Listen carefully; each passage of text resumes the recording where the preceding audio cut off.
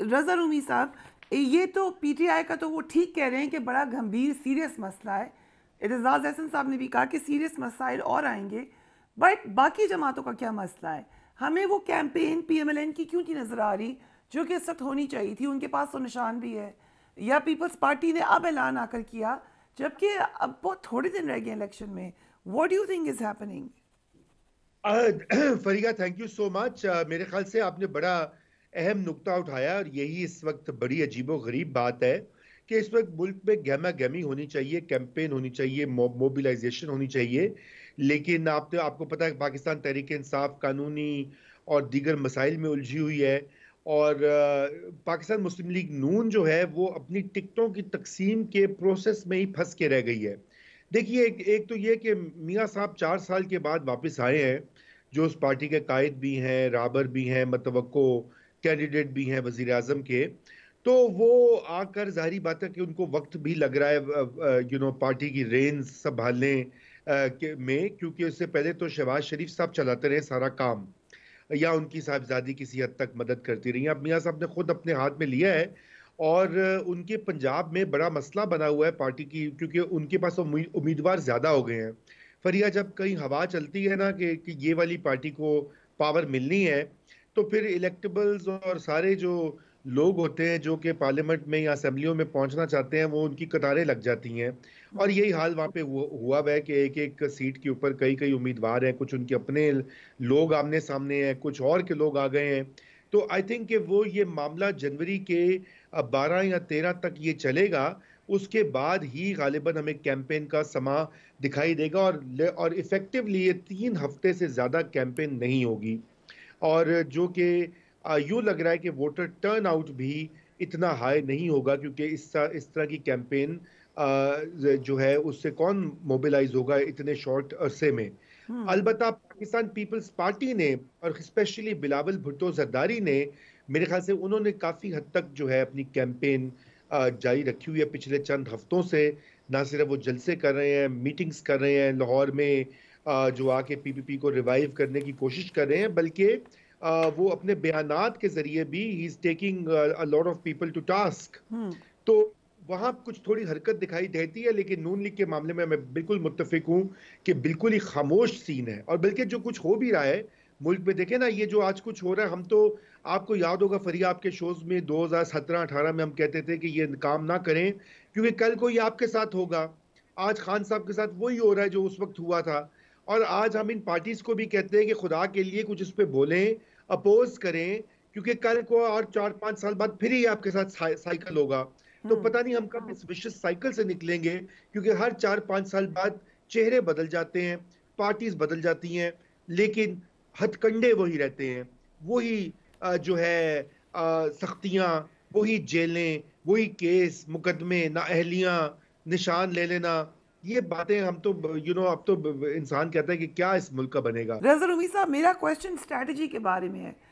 Supreme court एक जगह है जहाँ से रिलीफ मिल सकता है। अभी एतजाज़ एहसन साहब ने भी ये बात की। Choosing this moment to show कि हमें ट्रस्ट नहीं है, ये प्रेशर डालने के लिए है। परिया, देखिए, मैं सच्ची बात यह कि मैं तो खुद समझने से कासिर हूं कि ये स्ट्रेटजी है क्या। अगर तो ये स्ट्रेटजी है प्रेशर डालने वाली, तो ये तो कामयाब नहीं होगी, क्योंकि काजी फाइज ईसा वो जज हैं जिनको 2 साल पाकिस्तान तहरीक इंसाफ की हुकूमत और जो भी उनके उनके उस वक्त के बैकर्स जो थे, उन्होंने भरपूर निकालने की कोशिश की। उनकी उनको और उनकी बेगम साहिबा को 2 साल अदालतों में चक्कर लगवाए, एक मुलजिम की तरह। और मतलब सोशल मीडिया पे उनके साथ बुरा भला उनको कहा गया, पूरी कैंपेन्स चली। काजी फाइज ईसा टस से मस ना हुआ। He has shown great fortitude and strength of character. वो कायम रहे अपनी बात पे।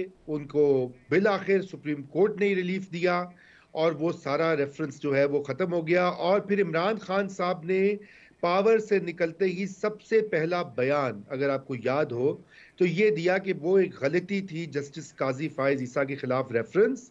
फिर कुछ ऐसे बाद उन्होंने कहा मैंने तो वो किया ही नहीं था, वो तो हस्बे मामूल जनरल बाजवा ने किया था। जनरल फैज अमीर का नाम वो गोल कर गए, हालांकि वो भी उसमें यकीनन शामिल होगा, क्योंकि फैसलाबाद धरने में डायरेक्टली वही इम्प्लीकेट होते थे, जो कि अभी एक इंक्वायरी कमीशन बन गया है।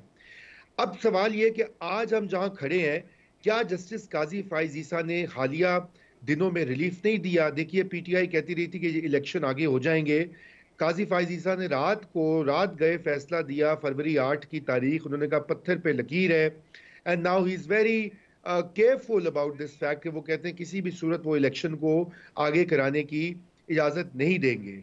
रहे उनके कमेंट्स, तो पीटीआई के अपने वकला की परफॉर्मेंस देखिए लाइव ट्रांसमिशन में, जिस तरह से बुनियादी फैक्ट्स जो थे, बसन कल एक सीनियर वकील ने कहा जी हमने सोशल मीडिया से आदाद शुमार जमा किए हैं। सोशल मीडिया पे कैसे आप वो कोर्ट में पेश करेंगे? आपको मतलब you have to bring in formal documents. और वो अदालत को समझे थे कि वो आप ही का टॉक शो है फरिया, कि जहां पे तकरीरें होंगी और मुखातिब करके जो है वो ऑडियंस को दिया जाएगा। फिर उससे एक दिन पहले आपने देखा कि उनके वकील साहब है वो बाहर जाके मीडिया को इंटरव्यूज दे रहे हैं, अंदर जज बुला रहा है कि आओ कंटेम्प्ट वाली पिटिशन सुनो। वो बाहर मसरूफ हैं मीडिया और यूट्यूबर्स के साथ talk. he was not present. अच्छा, अब आज ये देखिए, इसमें कोई शक नहीं कि जस्टिस काजी फाइज ईसा कोई फरिश्ते नहीं है, इंसान है। सब जज इंसान होते हैं। हो सकता है कि उनकी, जैसे ये मोमन साहब कह रहे हैं कि उनके कुछ रिमार्क्स इनको ना पसंद आए हो सकता है कि वो जो है उनके फैसलों के ऊपर कमेंट किया जाए। फेयर कमेंट की इजाजत है, हम करते रहते हैं, अदालतों के फैसलों पे तनकीद भी एनालाइज भी करते हैं, ठीक। लेकिन फरिया, पिछले 2 दिन से एक टारगेटेड कैंपेन जारी है। आपने भी वो देखी होंगी इमेजेस, वो मीम्स, वो स्लाइड्स। मुझे ये बताइए कि मैं मोमन साहब बल्कि मेरे साथ मौजूद हैं और बड़े पढ़े लिखे और माकूल आदमी है पाकिस्तान तहरीक इंसाफ में। मैं समझता हूँ कि he is a voice of sanity and reason. तो यही कुछ उनको एडवाइस करें कि भाई ये काम ना करें।